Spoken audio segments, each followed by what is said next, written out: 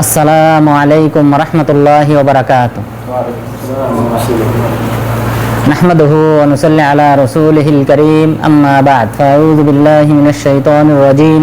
ওয়া তাআওয়ানু আলাল বিররি ওয়াত তাকওয়া ওয়া লা তাআওয়ানু আলাল ইসমি ওয়াল উদওয়ান। সম্মানিত উপস্থিতি, আজকে আমরা বেশ কয়েকটি গুরুত্বপূর্ণ বিষয় নিয়ে আলোচনা করব। যেহেতু মুহররম মাস, তো মুহররম মাসে কিছু করণীয় রয়েছে, তবে করণীয় বিষয় সংক্ষেপে আলোচনা করব। এরপর আমাদের বর্তমানে শিয়া সম্প্রদায় তারা যে তাজিয়া মিছিল করে এবং পাশাপাশি হাই হোসেন এই জাতীয় যে জাহিলি যুগের মতো বিলাপ করে, তো এই কার্যক্রমটা শরীয়তের দৃষ্টিতে কতটুকু সঠিক, এই বিষয়টা নিয়ে আলোচনা করব। পাশাপাশি কারবালার প্রান্তরে যে মর্মান্তিক ঘটনা ঘটে, হুসাইন রাদিয়াল্লাহু আনহুকে যে 61 হিজরিতে হত্যা করা হয় অন্যায়ভাবে এবং তিনি যে শাহাদত বরণ করেন, এর পিছনে কাদের হাত ছিল, ইনশাআল্লাহ সেই বিষয়টি নিয়ে আলোচনা করব। পাশাপাশি ইয়াজিদ বিন মুয়াবিয়া তিনি কতটুকু দোষী, সেই বিষয়টাও ইনশাআল্লাহ আলোচনা করব। তো প্রথম যে বিষয়, আমাদের মুহররম মাসের করণীয় অনেক রয়েছে। মহান রব্বুল আলামিন বলেন, ইন্না ইদ্দাতাশ শুহুরি ইনদাল্লাহি 12 শাহরান ফি কিতাবিল্লাহি ইয়াওমা খালাকাস সামাওয়াতি ওয়াল আরদ মিনহা আরবাআতুন হুরুম, যে নিশ্চয়ই আল্লাহ তাআলা যেদিন থেকে আসমান জমিন সৃষ্টি করেছেন সেদিন থেকেই মাসের সংখ্যা হলো 12টি, অর্থাৎ একটি বছর পূর্ণ হয় 12 মাসে, সেটা চাঁদের হিসাবে হোক অথবা সূর্যের হিসাবে হোক, 12 মাসে একটি বছর পূর্ণ হয়। মিনহা আরবাআতুন হুরুম, এর মধ্য থেকে 4টি মাস হলো সম্মানিত। তাহলে মহান রব্বুল আলামিন বললেন 4টি মাস সম্মানিত। সেই 4টি মাস কোনটি, এটা হাদিসে উল্লেখ হয়েছে। রাসূল সাল্লাল্লাহু আলাইহি ওয়াসাল্লাম বলেছেন, যুলকাদা ওয়া যুলহিজ্জা ওয়া মুহররম ওয়া রজব, যে যুলকাদা মাস, যুলহিজ্জা মাস, মুহররম মাস এবং রজব মাস, এই 4টি মাস হলো সম্মানিত। তো আমরা যে মুহররম মাসে পদার্পণ করেছি, সেই মুহররম মাসটাও 4টি সম্মানিত মাসের অন্তর্ভুক্ত। সম্মানিত বলতে আমরা কি বুঝি? যেমনভাবে কিছু কিছু স্থান রয়েছে, যেই স্থানের কিছু মর্যাদা দান করা হয়েছে, পাশাপাশি অনুরূপভাবে কিছু কিছু সময়েরও আলাদা মর্যাদা দেওয়া হয়েছে। যেমন বাইতুল্লাহ যদি আমরা সালাত আদায় করি 1 লক্ষ গুণ সওয়াব দেওয়া হয়, মসজিদে নববীতে 1000 গুণ, এরপর বাইতুল মাকদেসে সালাত আদায় করলে 250 গুণ, এরপর কুবা মসজিদে সালাত আদায় করলে উমরা করা সমান সওয়াব। তাহলে এই সকল স্থানে এসে ইবাদত করলে তখনই কেবল আমাদেরকে এই সওয়াবটা দেওয়া হয়। তো তার মানে এই স্থানগুলির মর্যাদা আল্লাহ তাআলা বিশেষভাবে দান করেছেন। ঠিক অনুরূপভাবে 4টি মাস রয়েছে, যেই মাসের মর্যাদা হলো বেশি, এবং এই মাসে আমরা যদি ভালো আমল করি সওয়াবের পরিমাণ বাড়িয়ে দেওয়া হয়। এই সম্পর্কে আব্দুল্লাহ ইবনে আব্বাস রাদিয়াল্লাহু আনহু তিনি ওই আগের যে আয়াতটা আমরা পাঠ করেছি, ওই আয়াতের একটি অংশ হলো ফালা তাযলিমু ফীহিন্না আনফুসাকুম, যে তোমরা নিজেদের উপর এই 4 মাসে জুলুম করো না। এই আয়াতের ব্যাখ্যায় আব্দুল্লাহ ইবনে আব্বাস রাদিয়াল্লাহু আনহু তিনি বলেছেন, জাআলাল্লাহু যামবা ফীহিন্না আযম ওয়াল আমালা সালিহা বিল আজরি আযম, এই মাসগুলিতে আল্লাহ তাআলা পাপের শাস্তির পরিমাণ বৃদ্ধি করে দিয়েছেন, পাশাপাশি ভালো আমলের সওয়াবের পরিমাণ বৃদ্ধি করে দিয়েছেন। সুতরাং এই 4টি মাস হিসেবে এই মুহররম মাস, এই মাসে যদি আমরা কোনো ভালো আমল করি অন্য মাসের চেয়ে বেশি সওয়াব দেওয়া হয়। বাইতুল্লায় 7 ওয়াক্ত সালাত আদায় করলে 342 বছর ইবাদতের চেয়ে বেশি সওয়াবপূর্ণ। 342 বছর অন্য যে কোনো জায়গায় ইবাদত করলে তার চেয়ে বেশি মর্যাদাপূর্ণ। তো ঠিক অনুরূপভাবে এই মুহররম মাসে আমরা যে ভালো আমলগুলি করব, সেগুলিরও সওয়াবের পরিমাণ কিন্তু অন্য যে 8টি মাস রয়েছে তার চেয়ে বহুগুণ বেশি সওয়াব দেওয়া হবে। পাশাপাশি অন্যায় কাজের শাস্তির পরিমাণও বেশি দেওয়া হবে। যেহেতু এই যে বাইতুল মাকদেস, বাইতুল্লাহ, মসজিদে নববী, এই যে হারাম সীমানা রয়েছে, এখানে অন্যায় কাজ করলেও শাস্তির পরিমাণ বেশি। ঠিক অনুরূপ এই সম্মানিত 4টি মাসে অন্যায় কাজ করলে তারও শাস্তির পরিমাণ বেশি। এবং এই 4টি মাসে যুদ্ধ বিগ্রহ করা হারাম। মুসলিমরা প্রথমে আক্রমণ করতে পারবে না এই 4 মাসে। ইয়াসআলুনাকা আনিশ শাহরিল হারামি কিতালিন ফি কুল কিতালুন ফীহি কাবীর, তারা আপনার কাছে জিজ্ঞাসা করে এই সম্মানিত মাসে যুদ্ধ বিগ্রহ সম্পর্কে, আপনি বলেন এই সম্মানিত মাসে যুদ্ধ বিগ্রহ করাটা হলো মহা অন্যায়, বড় কবিরা গুনাহ।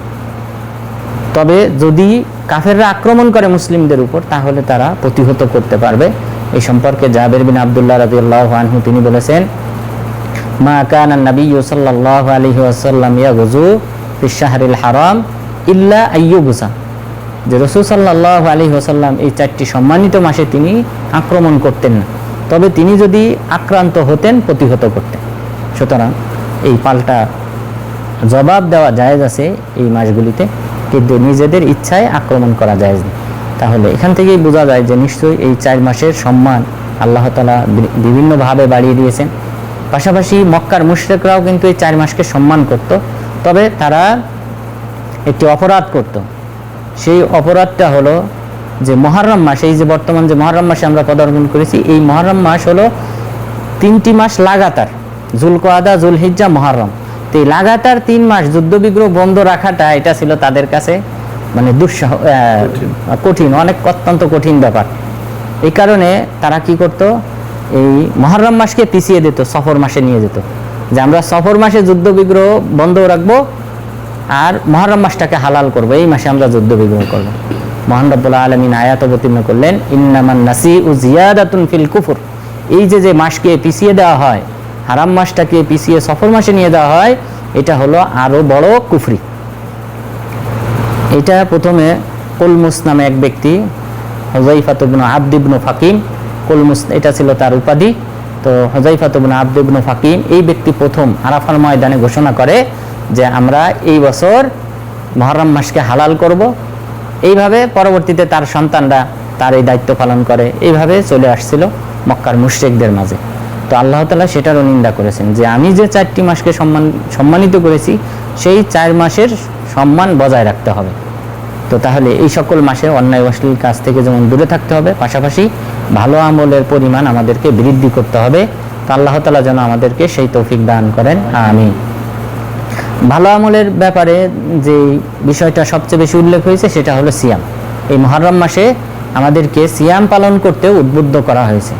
রাসূল সাল্লাল্লাহু আলাইহি ওয়াসাল্লামকে জিজ্ঞাসা করা হলো, আইয়ু সিয়ামি বাদা সিয়ামি রমাদান আফদল, হে আল্লাহর রাসূল, রমজান মাসের পরে কোন সিয়ামটা সর্বোত্তম?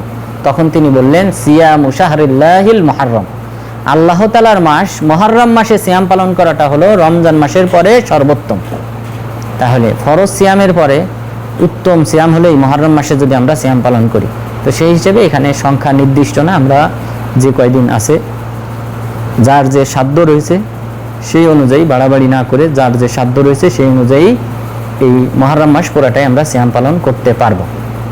আর সিয়াম পালনের মধ্যে বিশেষ করে 2টা দিন আমাদেরকে সিয়াম পালন করতে হবে এই মুহররম মাসের। সেটা হলো মুহররমের 10 তারিখ। মুহররমের 10 তারিখকে আমাদের ঠিক রাখতে হবে, অর্থাৎ এই যে কালকের দিনের পরের দিন বৃহস্পতিবার হলো মুহররমের 10 তারিখ সৌদি আরবে, আর বাংলাদেশে শুক্রবার। তো এই 10 তারিখে সিয়াম পালন করলে রাসূল সাল্লাল্লাহু আলাইহি ওয়াসাল্লাম বলেন, সিয়ামু ইয়াউমি আশুরা আহতাসিবু আলাল্লাহি আন ইউকাফিরা সানাতাল্লাতী ক্বাবলা ওয়াস সানাতাল্লাতী বা'দা, যে আশুরার দিন যদি কেউ সিয়াম পালন করে, অর্থাৎ মুহররমের 10 তারিখে, আমি আশা করি আল্লাহ তাআলা তার পিছনের 1 বছরের গুনাহ ক্ষমা করে দিবেন। তো এইভাবে যদি আমরা প্রতি বছর সিয়াম পালন করি মুহররমের 10 তারিখের, তাহলে আমাদের প্রতি বছরের গুনাহই ক্ষমা হয়ে যাবে। তো সুতরাং আমাদেরকে এই মুহররমের 10 তারিখ তথা এই সৌদি আরবে যারা আছেন আগামী বৃহস্পতিবারেই আমাদেরকে এই সিয়ামটা পালন করতে হবে। তবে পাশাপাশি আরেকটা সিয়াম যুক্ত করতে হবে, 9 তারিখে অথবা 11 তারিখে 2টি সিয়াম রাখতে হবে। এর পিছনে কারণ হলো আব্দুল্লাহ ইবনে আব্বাস রাদিয়াল্লাহু আনহু তিনি বলেন যে যখন রাসূল সাল্লাল্লাহু আলাইহি ওয়াসাল্লাম এই আশুরার সিয়াম পালনের নির্দেশ দিলেন, সাহাবাগণ বললেন, ইয়া রাসূলুল্লাহ হাযা ইয়াউম ইউআযযিমুহুল ইয়াহুদ ওয়ান নাসারা, এটাতে এমন দিবস যে দিবসকে ইহুদি এবং খ্রিস্টানরা সম্মান করে, তা আমরা মুসলিমরা কেন সম্মান করব? তখন তিনি বললেন যে লা ইন বাকিতু ইলাল আমিল মুকবিল লা আসুমান্নাত তাসে, আমি যদি আগামী বছর জীবিত থাকি তাহলে আমি অবশ্যই 9 তারিখেও সিয়াম পালন করব। তাহলে মুহররমের 9 এবং মুহররমের 10 এই 2 দিন আমি সিয়াম পালন করব। কিন্তু রাসূল সাল্লাল্লাহু আলাইহি ওয়াসাল্লাম আর জীবিত ছিলেন না। এই কথা বলার প্রায় তিনি 80 দিনের মধ্যেই তিনি মারা যান। তো সেই হিসেবে রাসূল সাল্লাল্লাহু আলাইহি ওয়াসাল্লাম রাখতে পারেন নাই, কিন্তু উম্মতকে রাখতে বলেছেন। পরবর্তীতে সাহাবাগণ তাবেঈগণ তারা দেখেছেন। সুতরাং আমাদেরকে 9 এবং 10 2 দিন রাখতে হবে। এখন 11 তারিখের বিষয়টা কিভাবে আসলো? আলেমগণ বলছেন যেহেতু ইহুদি এবং খ্রিস্টানদের বিরোধিতা করাই আমাদের মূল উদ্দেশ্য, তাহলে 10 তারিখ তো ঠিক রাখতে হবে। 10 তারিখের পরে 11 তারিখ রাখলেও ইহুদি খ্রিস্টানদের বিরোধিতা করা হয়। তো সেই দৃষ্টিকোণ থেকে মুহররমের 10, 11 অথবা 9 এবং 10, এই দুইটা সিয়াম অবশ্যই আমাদেরকে রাখতে হবে। আল্লাহ তাআলা যেন আমাদেরকে সেই তৌফিক দান করেন, আমিন। তাহলে সৌদি আরবে যদি কেউ 9, 10 রাখতে চায় তাহলে আজ রাতেই সাহারি খেতে হবে। হ্যাঁ, একটা যদি আমাদেরকে ঠিক রাখতে হয় আর কি, 10 তারিখটা যদি কেউ রাখে তার সওয়াব হয়ে যাবে, যেহেতু আশুরার যে সওয়াব সেই সওয়াবটা হয়ে যাবে। তবে যেহেতু রাসূল সাল্লাল্লাহু আলাইহি সাল্লাম আমাদেরকে রাখতে বলেছেন 9, তো সেই হিসেবে 9 তারিখ যুক্ত করাটা ভালো, উত্তম। এরপর এই সিয়ামটার গুরুত্ব সম্পর্কে আসলে অনেকগুলি হাদিস হয়েছে। রুবাই বিনতে মুআউযা রাদিয়াল্লাহু আনহা তিনি বলেছেন, রাসূল সাল্লাল্লাহু আলাইহি ওয়াসাল্লাম মদিনার যে সকল অলিগলি আছে, ছোট ছোট গ্রাম আছে, গুচ্ছ গ্রাম, সেই সকল গ্রামে তিনি ঘোষণাকারী পাঠিয়ে দিতেন যে তোমাদের মধ্যে যে ব্যক্তি সকাল করেছে সিয়াম পালন করা অবস্থায়, সে যেন সিয়ামটা পূর্ণ করে, আর যে সিয়াম না রাখা অবস্থায় সকাল করেছে সেও যেন না খেয়ে সন্ধ্যা পর্যন্ত থাকে। তাহলে এইভাবে গুরুত্ব দিয়েছেন। এরপর রুবাই বিনতে মুআউযা রাদিয়াল্লাহু আনহা তিনি বলেছেন, আমরা আমাদের ছোট বাচ্চাদেরকে এই সিয়ামটা রাখাইতাম। তারা যখন ক্ষুধার তাড়নায় কান্নাকাটি করত তখন আমরা তাদেরকে খেলনা দিতাম, যে খেলনাগুলি রয়েছে, পুতুল রয়েছে, এই খেলনাগুলি দিতাম। এই খেলনা নিয়ে তারা ব্যতিব্যস্ত থাকতো, সন্ধ্যা পর্যন্ত তাদেরকে এইভাবে আমরা সিয়াম পালন করাইতাম।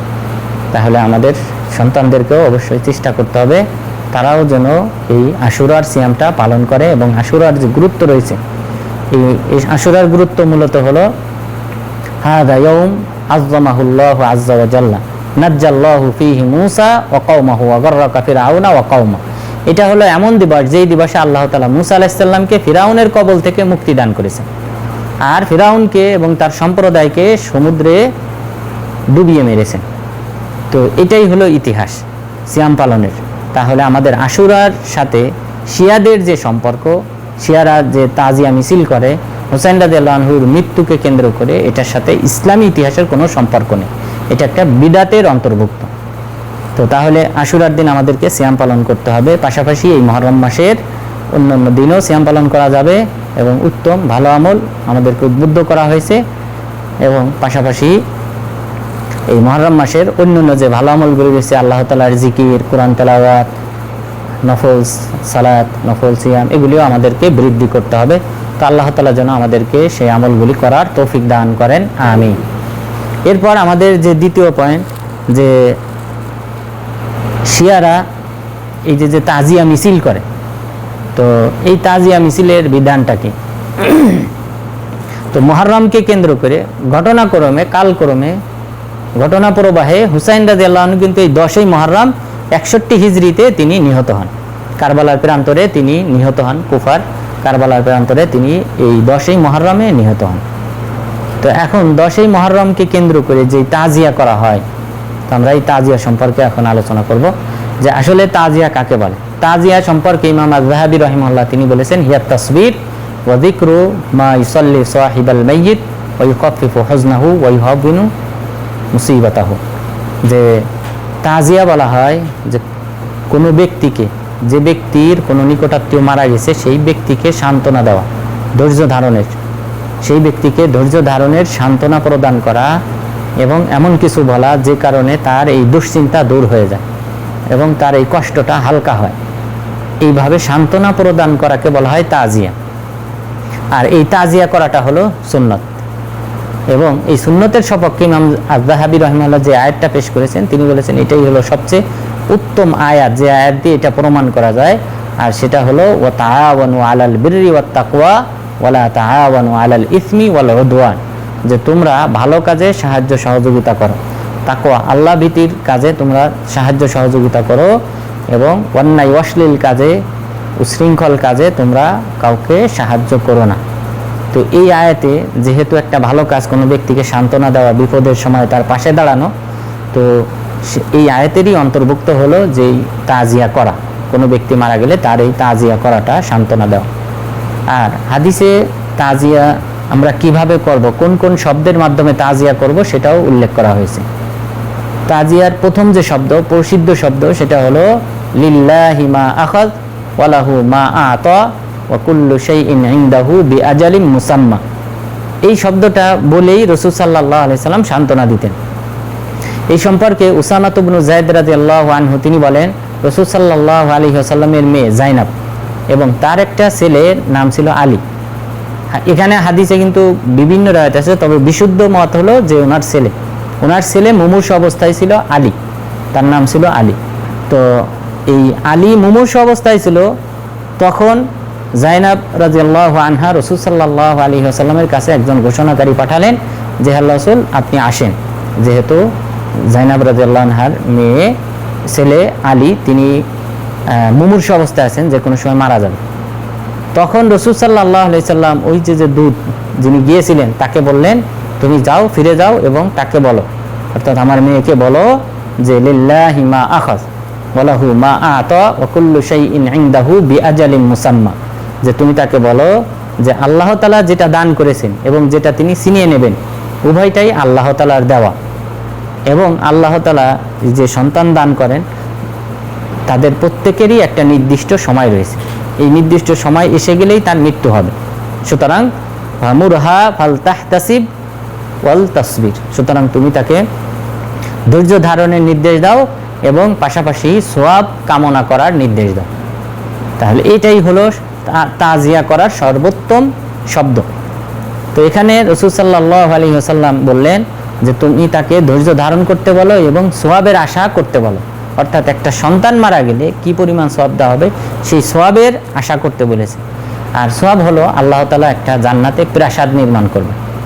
কোনো ব্যক্তির সন্তান ছোটকালে যদি মারা যায় বালেগ হওয়ার পূর্বে, তাহলে আল্লাহ তাআলা তার জন্য ওই মা বাবার জন্য প্রাসাদ নির্মাণ করবে, বাইতুল হামদ। আল্লাহ তাআলা জিজ্ঞাসা করেন তোমরা আমার এই বান্দার কলিজার টুকরাকে তোমরা ছিনিয়ে নিয়ে এসেছো? তখন বলেন হ্যাঁ ছিনিয়ে নিয়ে এসেছি। তখন জিজ্ঞাসা করেন বান্দা কি বলেছে? তখন বলে যে বান্দা আলহামদুলিল্লাহ বলেছে, আল্লাহর প্রশংসা করেছে। এই হাদিসটা আমরা আলহামদুলিল্লাহ বলার ফজিলতের ক্ষেত্রে উল্লেখ করেছিলাম। তো এইভাবে পরে আল্লাহ তাআলা বলেন যে তাহলে আমার বান্দার জন্য একটা প্রাসাদ নির্মাণ করো, ওই প্রাসাদের নামকরণ করো বাইতুল হামদ, তথা প্রশংসার প্রাসাদ। তাহলে এইভাবে প্রশংসার প্রাসাদ নির্মাণ করা হয়। সুতরাং তুমি গিয়ে আমার মেয়ে জাইনাবকে এই সওয়াবের কামনা করতে বলো। তাহলে এইভাবে সান্ত্বনা দিতে হবে। দ্বিতীয় আরেকটা শব্দ হলো ইত্তাকিল্লাহ ওয়াসবির, যে তুমি আল্লাহকে ভয় করো এবং ধৈর্য ধারণ করো। এই শব্দ বলে সান্ত্বনা দিতে হবে বা তাজিয়া করতে হবে। এই সম্পর্কে দলিল হলো যে আয়েশা রাদিয়াল্লাহু আনহা তিনি বলেন, অথবা উম্মে সালামা রাদিয়াল্লাহু আনহা, এখানে হাদিসে এইভাবেই উল্লেখ করা হয়েছে যে আয়েশা রাদিয়াল্লাহু আনহা থেকে বর্ণিত অথবা উম্মে সালামা রাদিয়াল্লাহু আনহা থেকে বর্ণিত, যে তারা বলেছেন যে রাসূল সাল্লাল্লাহু আলাইহি ওয়াসাল্লাম তিনি একটি কবরের পাশ দিয়ে অতিক্রম করতেছিলেন, সেখানে একজন নারী কান্নাকাটি করতেছিলেন। কান্নাকাটি করার সময় রাসূল সাল্লাল্লাহু আলাইহি ওয়াসাল্লাম তাকে বললেন ইত্তাকিল্লাহ ওয়াসবিরি, তুমি আল্লাহকে ভয় করো এবং ধৈর্য ধারণ করো। তখন তিনি বললেন ইলাইকা আন্নি ফা ইন্নাকা খিলউন মিন মুসিবাতি, যে তুমি তোমার কাজে যাও, কারণ তুমি আমার এই মুসিবত দ্বারা আক্রান্ত হও নাই। তো এইটা আবার ফজল ইবনুল আব্বাস রাদিয়াল্লাহু আনহু দূর থেকে পর্যবেক্ষণ করেছেন। তখন তিনি ওই মহিলার কাছে আসলেন, আসার পর জিজ্ঞাসা করলেন যে আল্লাহ রাসূল তোমাকে কি বলেছেন? তখন বললেন যে আমি তো চিনতে পারিনি। তখন তিনি কি করলেন, রাসূল সাল্লাল্লাহু আলাইহি সাল্লামের বাড়িতে আসলেন। আসার পর বললেন যে আমি দেখলাম যে তার কোনো পাহারাদার নেই। অন্যান্য ব্যক্তিদের বাচ্চাদের তো পাহারাদার থাকে, তো ওনার বাড়িতে কোনো দারোয়ান দেখলাম না। আমি প্রবেশ করলাম এবং বললাম যে আল্লাহ রাসূল আমি দুঃখিত, আমি আপনাকে চিনতে পারিনি। তখন তিনি বললেন ইন্নামা সবরু ইনদা সাদমাতিল উলা, ধৈর্য ধারণ তো করতে হয় প্রথম মুসিবতের সময়, প্রথম মৃত্যুর সংবাদ পাওয়ার পর, তখনই তো ধৈর্য ধরতে হবে। কিন্তু কান্নাকাটি করে চোখের পানি সব শেষ করে তারপরে ধৈর্য ধরলে তো হবে না। তো তাহলে এই হাদিসে কিন্তু রাসূল সাল্লাল্লাহু আলাইহি ওয়াসাল্লাম এই মহিলা সাহাবাকে তাকে বলেছিলেন যে তুমি আল্লাহকে ভয় করো, ধৈর্য ধারণ করো। এরপর আরও যে শব্দ রয়েছে ভালো কথা, যে কোনো ভালো কথার মাধ্যমে তাকে সান্ত্বনা দেওয়া, যে আপনি জান্নাত পাবেন, এইভাবে যে কোনো ভালো কথা বলে সান্ত্বনা দেওয়াকেই তাজিয়া বলা হয়। এই সম্পর্কে বেশ কিছু দলিল রয়েছে। তার মধ্যে একটি দলিল হলো কুররাত ইবনে ইয়াস রাদিয়াল্লাহু আনহু, তিনি বলেন যে রাসূল সাল্লাল্লাহু আলাইহি ওয়াসাল্লাম যখন মসজিদে বসতেন তখন ওনার চারপাশে আমরাও বসতাম এবং আমাদের সাথে একটা ব্যক্তি বসতো, তার ছোট একটা বাচ্চা ছিল, ছেলে ছিল, সেই বাচ্চাকে নিয়ে আসতো। আর ওই বাচ্চাটা তার বাবার পিছন থেকে আসতো, কাদের এই দিক থেকে আসতো, তখন তিনি এনে তাকে সামনে বসাইতেন। এইভাবে কিছুদিন যাওয়ার পর ওই বাচ্চাটা, ছেলেটা মারা যায়। মারা যাওয়ার পর তিনি মজলিসে আর উপস্থিত হন না। তখন আল্লাহ রাসূল জিজ্ঞাসা করলেন, মা আলী লা আরা ফুলানা, কি হলো, অমুক ব্যক্তিকে তো আর দেখি না। তখন সাহাবাগণ বললেন, বুনাইয়াহুল্লাযী রাআইতাহু কদ হালাক, আল্লাহ রাসূল যে ছেলেটা আসতো সেই ছেলেটা মারা গেছে, এই কারণে তিনি দুঃখে আর এখন মজলিসে উপস্থিত হন। তখন রাসূল সাল্লাল্লাহু আলাইহি ওয়াসাল্লাম নিজে গেলেন ওই সাহাবীর বাসায়, গিয়ে তাকে সান্ত্বনা দিলেন এবং বললেন, ইয়া ফুলান, যে তোমার কাছে কোনটা উত্তম মনে হয়, আইয়ুমা আহাব্বু ইলাইকা আন তারা ওয়ালাদাকা তাতামাত্তা বিহি ফি উমরি, যে তুমি তোমার এই ছেলেকে তোমার জীবদ্দশায় দেখবে, তোমার সামনে দিয়ে চলাফেরা করবে, তুমি আনন্দ পাবে, এটাই কি তোমার জন্য উত্তম, নাকি তুমি লা তাগদু গাদান ইলা বাবিন মিন আবওয়াবিল জান্নাহ ইল্লা ক্বাদ সাবাকাকা ইলাইহি ওয়া ইয়াফতাহু লাক, নাকি তোমার জন্য এটা উত্তম যে তুমি যখনই জান্নাতের কোনো একটা গেটে আসবে, অর্থাৎ যেহেতু বিভিন্ন আমলের বিভিন্ন গেট থাকবে, তো যখনই তুমি জান্নাতের কোনো একটা গেটে আসবে তখনই তোমার ছেলে তোমার পূর্বেই জান্নাত থেকে জান্নাতের গেট তোমার জন্য খুলে দেবে, কোনটা তোমার জন্য উত্তম? তখন ওই সাহেব বললেন যে অবশ্যই আল্লাহ রাসূল, যে আমার ছেলে আগে জান্নাতে থাকবে এবং সে আমার জন্য গেট খুলে দেবে, এটাই আমি চাই। তখন তিনি বললেন যে এটাই তোমার হবে। তাহলে এই হাদিসে রাসূল সাল্লাল্লাহু আলাইহি ওয়াসাল্লাম এই সাহাবীকে সান্ত্বনা দিয়েছেন ভালো উত্তম একটা শুভ সংবাদ দিয়ে, যে তুমি জান্নাতি হবে, তোমার ছেলেই তোমার জন্য জান্নাত খুলে দেবে, দরজা খুলে দেবে। সুতরাং এই জাতীয় ভালো কথা বলার মাধ্যমে আমাদেরকে সান্ত্বনা দেওয়া যাবে এবং ওইটাকেই তাজিয়া বলে। এবং এই বিষয়ে আরও বেশ কয়েকটি হাদিস রয়েছে। এই সম্পর্কে আবু হাসান খালিদ ইবনে গাল্লাক আল কাইসি রাহিমাহুল্লাহ তিনি বলেন, আমি আবু হুরায়রা রাদিয়াল্লাহু আনহুকে বললাম যে আমার দুটি ছেলে মারা গিয়েছে, আমার দুটি ছোট ছেলে মারা গিয়েছে। ফামা আনতা মুহাদ্দিসি আন রাসূলিল্লাহি সাল্লাল্লাহু আলাইহি ওয়াসাল্লাম তুতাইয়িবু আনফুসানা আন মাউতান, তো আপনি এমন কিছু হাদিস বলেন যার মাধ্যমে আমাদের অন্তরটা সান্ত্বনা পাবে। তখন তিনি বললেন, হ্যাঁ অবশ্যই তোমাদেরকে হাদিস শোনাবো। তিনি বললেন, সিগারুহুম দাআমিসুল জান্নাহ, যে এই ছোট সন্তান যারা মারা যাবে তারা প্রত্যেকেই হলো জান্নাতের পোকা। দাআমিস বলা হয়, এখানে হাদিসে যে শব্দ ব্যবহার করা হয়েছে যে পানিতে কিছু পোকা চলাফেরা করে, অর্থাৎ ওইটা পানিতেই থাকে, পানি থেকে বিচ্ছিন্ন হয় না। তো এই পানির পোকার সাথে তুলনা করা হয়েছে, অর্থাৎ তোমার এই ছোট সন্তানরা এরা কিন্তু জান্নাতে থাকবেই, জান্নাতেরই এরা এবং অধিবাসী, এবং পাশাপাশি ইয়াতালাক্কা আবাহু ফালা ইয়ানতাহি হাত্তা ইউদখিলাহুল্লাহু আবাহুল জান্নাহ, এবং তারা এই মা বাবার কাপড় টেনে ধরবে, আসল কাপড়ের আসল টেনে ধরবে। টেনে ধরার পর যতক্ষণ পর্যন্ত না আল্লাহ তাআলা এই সন্তানকে এবং মা বাবাকে জান্নাতে প্রবেশ করাবেন ততক্ষণ পর্যন্ত সেই কাপড় ছাড়বে না, অর্থাৎ এই মা বাবাকে জান্নাতে নিয়েই তবেই সে ক্ষান্ত হবে। তো সুতরাং এই যে আবু হুরায়রা রাদিয়াল্লাহু আনহু আবু হাসান খালিদ ইবনে গাল্লাক আল কাইসি রাহিমাহুল্লাহকে যেভাবে সান্ত্বনা দিয়েছেন জান্নাতের একটা শুভ সংবাদ দিয়ে, তো এইভাবেই আমাদেরকে ভালো কথা বলে মানুষকে সান্ত্বনা দিতে হবে, এটাকেই তাজিয়া বলা হয়। এরপর সবচেয়ে বিরল একটা ঘটনা যেটা ঘটেছে এই সান্ত্বনা দেওয়ার ক্ষেত্রে, সেটা হলো উম্মে সুলাইম। উম্মে সুলাইম রাদিয়াল্লাহু আনহা তিনি আবু তালহা রাদিয়াল্লাহু আনহার স্ত্রী। তো আবু তালহা রাদিয়াল্লাহু আনহু বাহির থেকে এসেছিলেন, হয়তো কোনো সফর ছিলেন, সেখান থেকে এসেছেন এবং সন্তান যে অসুস্থ এটা তিনি জানতেন, সন্তান অসুস্থ হয়েছে। তো বাসায় আসার পর প্রথমে তিনি জিজ্ঞাসা করলেন উম্মে সুলাইম রাদিয়াল্লাহু আনহাকে যে ছেলের কি অবস্থা, ছোট বাচ্চা। তখন তিনি বললেন আগের চেয়ে ভালো আছে, অর্থাৎ এইভাবে বলছেন, কিন্তু আসলে প্রকৃতপক্ষে মারা গেছে, কিন্তু তিনি বললেন যে আগের চেয়ে ভালো আছে। এই কথা বলার পর এরপর খাবার দিলেন, রাতের খাবার খেলেন, স্ত্রী সহবাস করলেন। এরপরে তারপর উম্মে সুলাইম রাদিয়াল্লাহু আনহা তিনি বললেন যে আপনার কি ধারণা, আর রাআইতা লাউ আন্না কওমান তারাকু আরিয়াতাহুম ইলা কওমিহিম, যে তোমার কি ধারণা কোনো একটা সম্প্রদায়ের লোকজন যদি কোনো একটা আমানত রাখে, সেই আমানতটা তারা যদি ফেরত চায়, তাহলে যাদের কাছে আমানত রাখা হয়েছে তাদেরকে উচিত যে নিষেধ করা, না দেওয়া, আমানতটা ফেরত না দেওয়া, এটা কি তাদের জন্য মানায়? তখন তিনি বললেন যে না। তখন তিনি বললেন ইহতাসিব ইবনাক, তোমার সন্তান মারা গেছে, তুমি ধৈর্য ধারণ করো। তাহলে চিন্তা করেন, খাবার দিলেন, রাতের খাবার খেলেন, এরপর স্ত্রী সহবাস করলেন, এরপরে গিয়ে তিনি সংবাদটা দিলেন যে আপনার ছেলে মারা গেছে এবং বললেন যে ইহতাসিব, যে তুমি সওয়াবের আশা কামনা করো। এই সময় যেহেতু আল্লাহ তাআলা আমানত রেখেছিলেন, নিয়ে গেছে। এই তাহলে এই যে উত্তম কথা বলে মানুষকে সান্ত্বনা দেওয়া, এটাকেই বলা হয় তাজিয়া। এখন আমরা যাচাই করব এই যে তাজিয়া আর বর্তমান যুগের যে শিয়া সম্প্রদায় রয়েছে তারা যে তাজিয়া করে, তাজিয়া মিছিল করে হুসাইন রাদিয়াল্লাহু আনহুকে কেন্দ্র করে, 10ই মুহররমকে কেন্দ্র করে, তাদের এই তাজিয়ার মধ্যে পার্থক্য কি?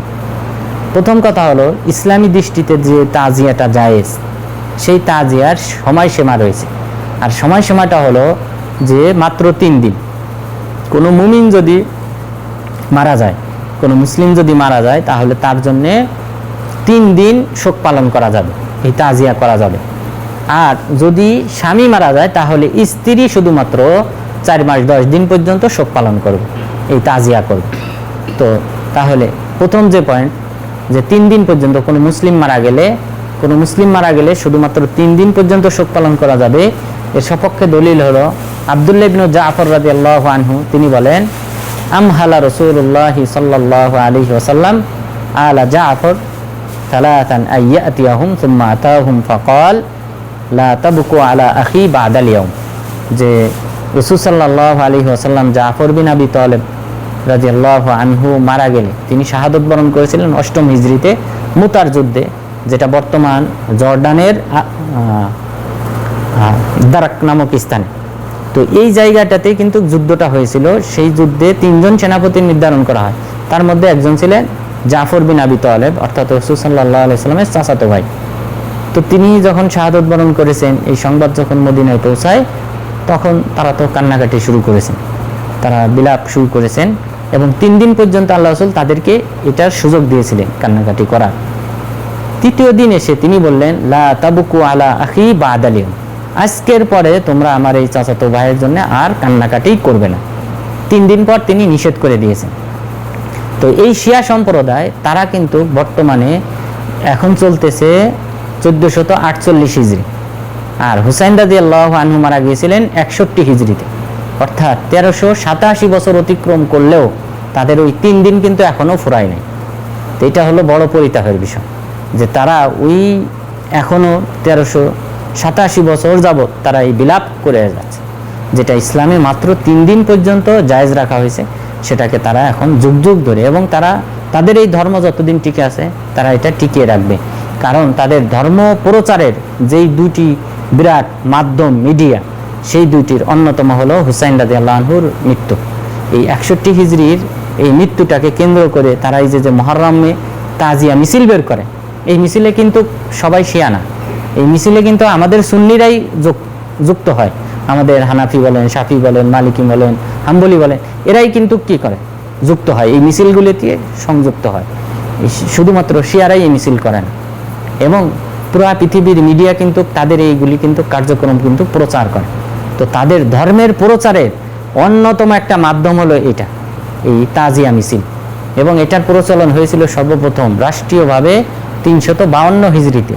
352 হিজরিতে মুইজউদ্দৌলা আল বুয়াইহি তিনি আব্বাসীয় খলিফাদের আন্ডারে ছিলেন ঠিকই, কিন্তু তখন খলিফাদের কোনো প্রকার কার্যক্রম ছিল না। মূলত এই শিয়া সম্প্রদায় বানু বুয়াই তারাই কিন্তু পরিচালনা করত। তো তারাই 352 হিজরিতে এই আশুরাকে উজ্জীবিত করেছে, এবং ওই সময় তারা দোকানপাটগুলি বন্ধ করে দিত, বেচা কিনা সব বন্ধ থাকতো ওই দিনকে কেন্দ্র করে, যেন সবাই শোক পালন করতে পারে এইভাবে। এবং মহিলাদেরকে তারা বাহিরে বের করাতো রাস্তায়, হাই হোসেন করার জন্য। তো এইভাবে প্রচলন হয়েছে 352 হিজরিতে, এবং সেটা কিন্তু এখনও বলবৎ রয়েছে। তো সুতরাং এই যে তাজিয়া মিছিল করা হয়, এটা সম্পূর্ণ বিদআত, এবং এটা অবশ্যই মুসলিমদেরকে বর্জন করতে হবে। বাংলাদেশের কোনো মুসলিমের উচিত হবে না এই শিয়াদের তাজিয়া মিছিলে অংশগ্রহণ করা। এরপর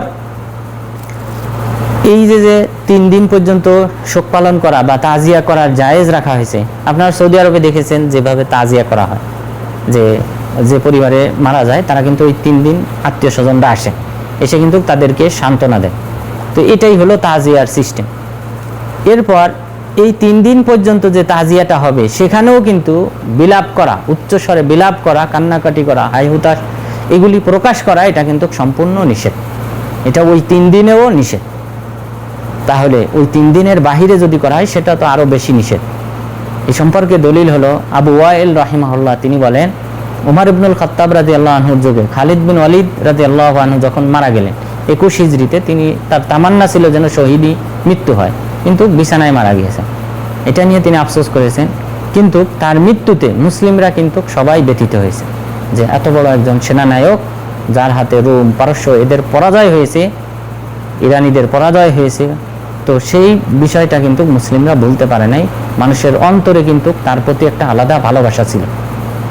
যখন 21 হিজরিতে এই মৃত্যুর সংবাদ আসলো, তিনি সামদেশে ছিলেন, মৃত্যুর সংবাদ যখন মদিনাতে পৌঁছে, মদিনাতে ওমর ইবনুল খাত্তাব রাদিয়াল্লাহু আনহু মুসলিম খলিফা ছিলেন, তো তখন এই মদিনার নারীরা তারা কিন্তু বেশি কান্নাকাটি করেছিল। এবং ওমর ইবনুল খাত্তাব রাদিয়াল্লাহু আনহু বলতেন যে মহিলারা আবু সুলাইমানের মতো এমন একজন পুরুষকে জন্ম দিতে ব্যর্থ হয়েছে। অর্থাৎ তিনি এভাবেই প্রশংসা করেছিলেন খালিদ বিন ওয়ালিদ রাদিয়াল্লাহু আনহুর, যে তার মতো এরকম মহাপুরুষ আর কেউ জন্ম দিতে পারে নাই, এইভাবে তিনি বলতেন। আর ওমর রাদিয়াল্লাহু আনহুকে বলা হলো যে খালিদ বিন ওয়ালিদ রাদিয়াল্লাহু আনহুর স্ত্রী এবং অন্যান্য মহিলারা তারা কান্নাকাটি করতেছে, বিলাপ করতেছে, আপনি নিষেধ করেন। তখন তিনি বললেন মা আলাইহিন্না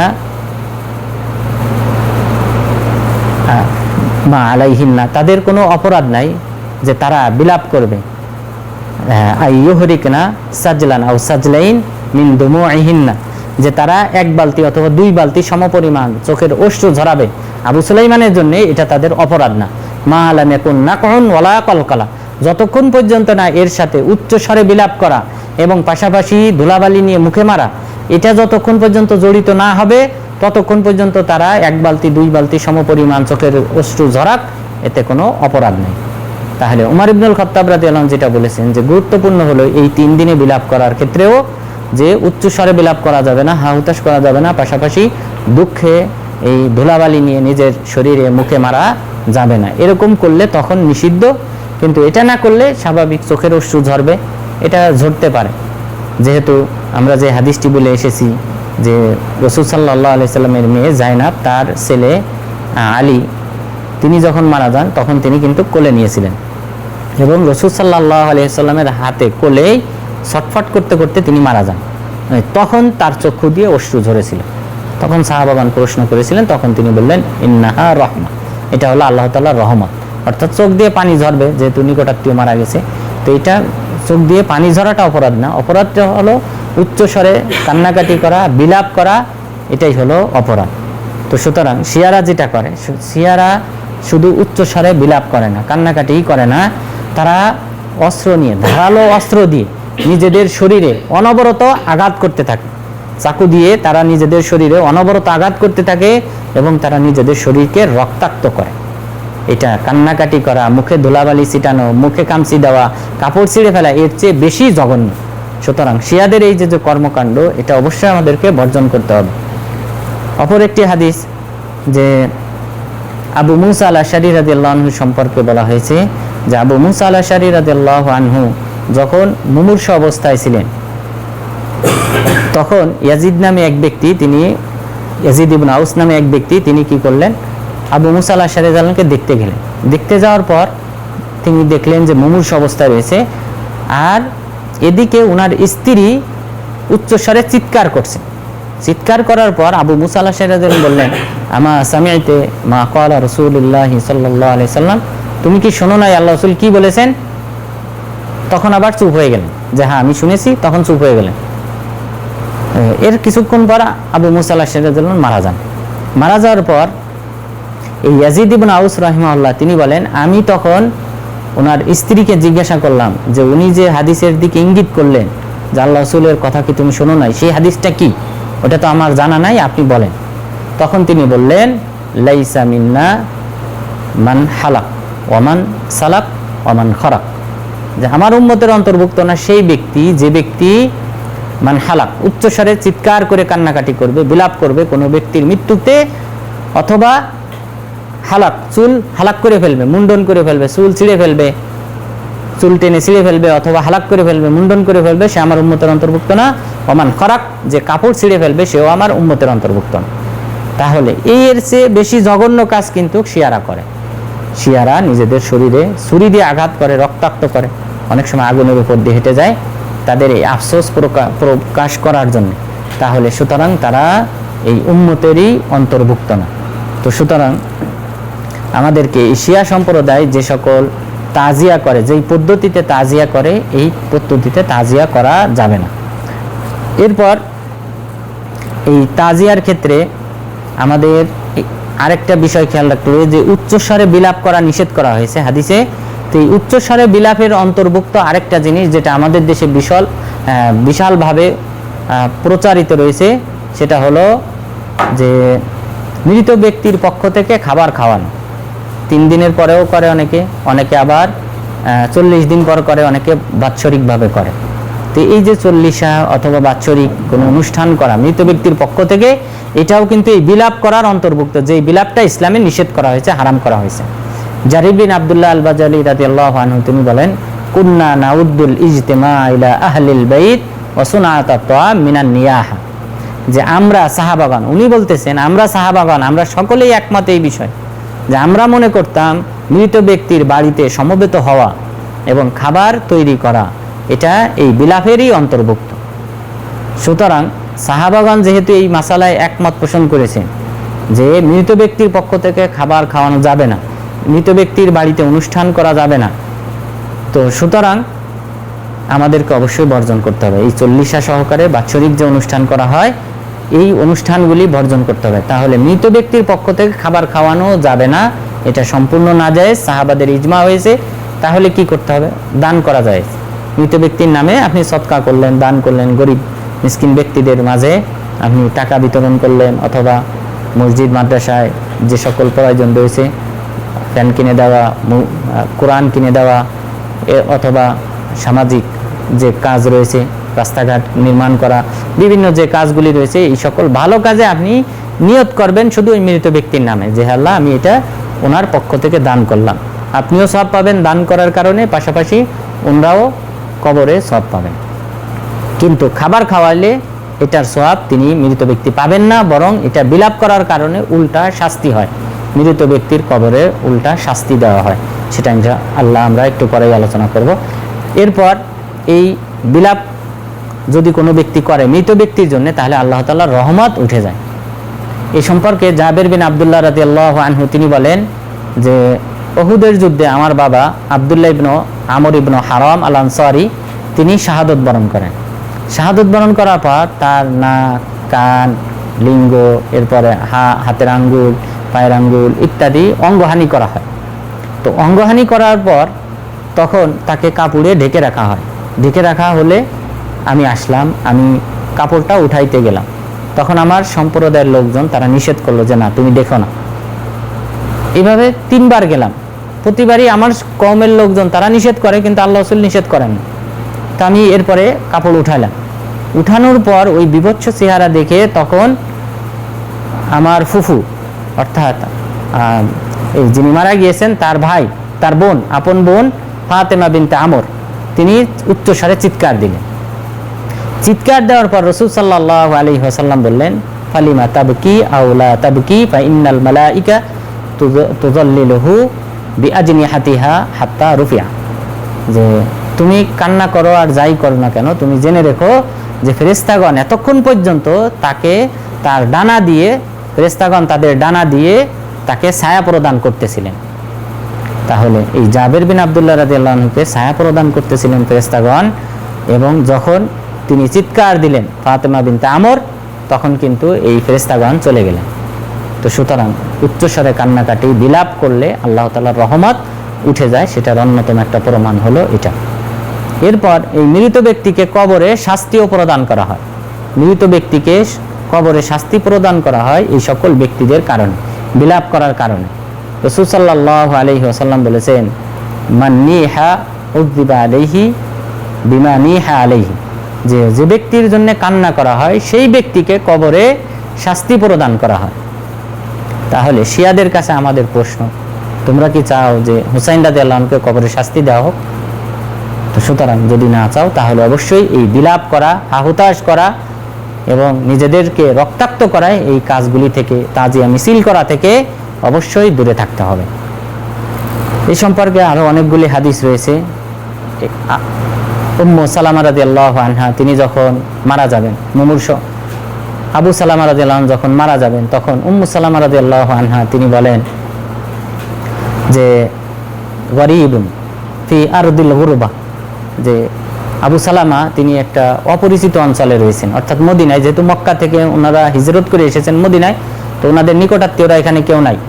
তো তিনি বলতেছেন যে অপরিচিত অঞ্চলে অপরিচিত ব্যক্তি মারা গিয়েছে, সুতরাং লা আবকিয়ান্না বুকাআন ইউতাহাদ্দাতু আনহু, আমি এমনভাবে বিলাপ করব যেটা ইতিহাস হয়ে থাকবে, মানুষ এই সম্পর্কে পরবর্তীতে আলোচনা করবে, অমুক ব্যক্তি মারা গিয়েছিল, তার স্ত্রী এইভাবে বিলাপ করেছিল। তো এই ইতিহাস সৃষ্টি করার জন্য আমি উচ্চস্বরে বিলাপ করার প্রস্তুতি নিয়েছি। আর আমাকে সহযোগিতা করার জন্য সাঈদ নামক স্থান, বর্তমান যেটা আওয়ালি, এই আওয়ালি থেকে এক মহিলা রওনা দিয়েছেন, আসলেন।